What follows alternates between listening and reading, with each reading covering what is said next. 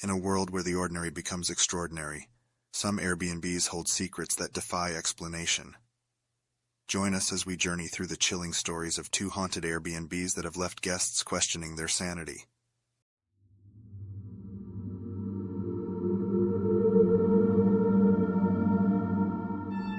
In a quiet, remote village nestled between mist-covered hills and ancient forests, there stood an Airbnb rental that piqued the curiosity of adventurous travelers. The listing boasted of breathtaking views and an unparalleled escape from the chaos of the modern world. Little did they know, the experience awaiting them was far more chilling than they could ever imagine. Amelia, a young artist seeking solitude and inspiration, stumbled upon the listing while searching for the perfect retreat. The photos of the charming cottage nestled on the edge of a dense forest beckoned to her like a siren's call. Eager for a change of scenery, she booked the Airbnb for a week-long stay. As Amelia arrived at the village, the locals exchanged uneasy glances but said nothing. Ignoring their odd behavior, she followed the directions to the cottage. The surroundings were as picturesque as promised, lush greenery and a sense of tranquility that enveloped her like a warm embrace.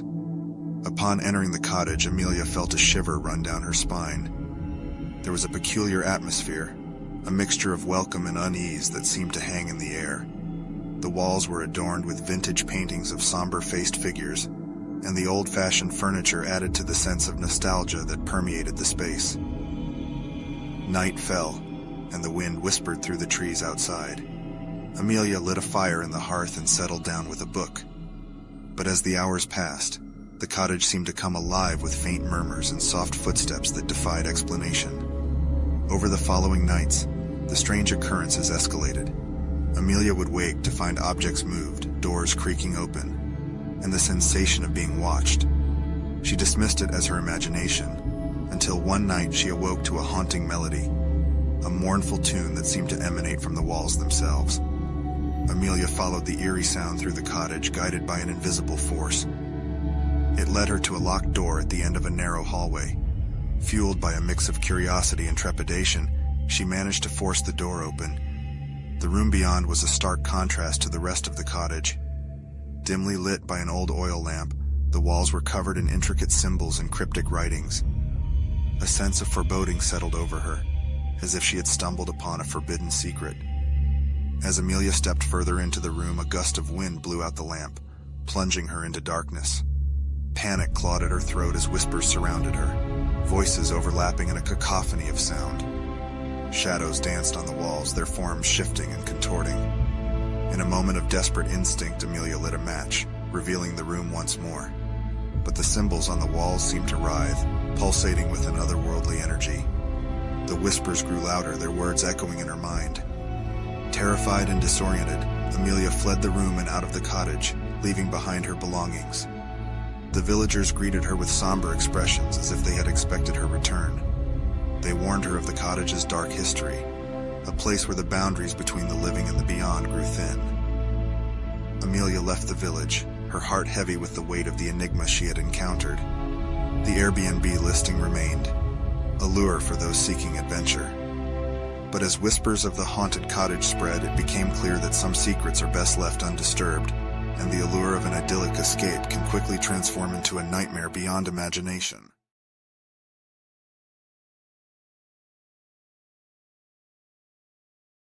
As an avid traveler, I'm always on the lookout for unique experiences. So when I stumbled upon the listing for the Old Mill House Airbnb, I couldn't resist. The photos showcased a charming cottage nestled by a picturesque river, promising a peaceful and idyllic retreat. Upon arrival, the sight of the cottage exceeded my expectations. Its aged exterior exuded rustic charm, and the tranquil river flowing nearby seemed to whisper secrets of its own. Eager to unwind, I stepped inside, already planning my serene weekend getaway. The first night passed without incident. The sound of the river lulled me to sleep, and I dreamt of tranquil landscapes and carefree moments. But as the second night approached, a sense of unease settled over me like a shadow. I woke to a strange tapping sound coming from the window. Groggy and disoriented, I dismissed it as a trick of my imagination.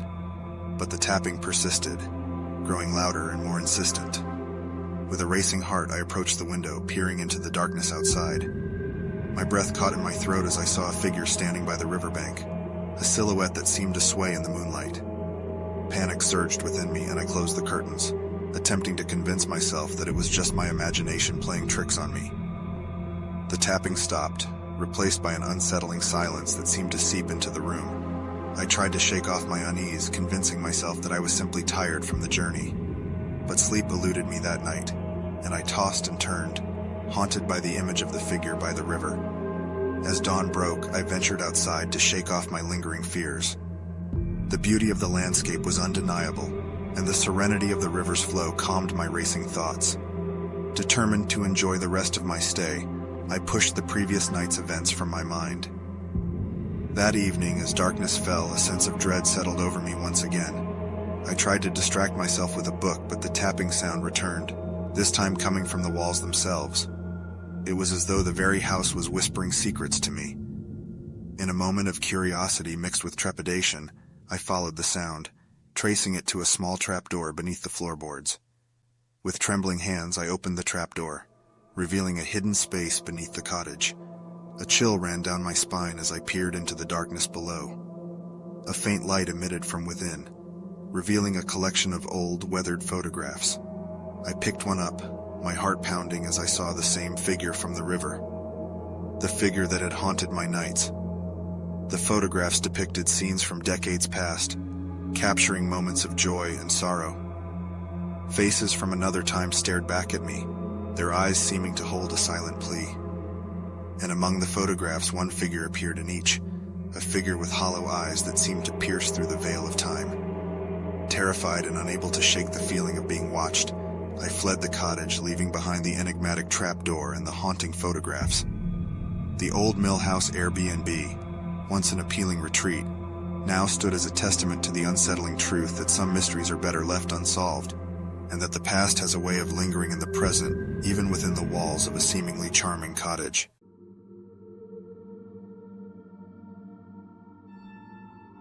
The story starts with me drifting off to sleep the night before school starts again. In the dream, I find myself researching in my bedroom about a demon that I can't recall the name of. Then I hear a strange sound downstairs. I get up to investigate and I see a pale Asian woman similar to the ringleader. And for some reason I yelled at almost the top of my lungs, "Get the heck away from my house," repeatedly, to not only scare her away but to wake my parents up to come see what's going on. After a couple of seconds I decide to run to my parents' room, try to wake them up myself, but the lady was right there, essentially teleporting to me. I hear multiple whispers saying I shouldn't have researched that being. Then she grabs my neck, pulls me closer to her face. She opens her mouth and it felt like I was passing out, to which I did. I woke up and barely could see, and I was almost completely immobile in a body of water. The body of water was downstairs from the bedrooms. Terrifyingly, I could see the woman swim to me at blazing speeds to finish the job, and so she opened her mouth again until I was completely paralyzed. Then the nightmare ends with my sight darkening, and the lady made a terrifying shriek as it flew towards my parents' room, probably to do the same to them. I wake back to reality and looked at the time. It said 3:13, which is during witching hour. I couldn't leave my bed for a full hour to check that same spot where I found the lady. As a 13-year-old, the dream was so lucid that it terrified me. That dream was last night at the time of posting this.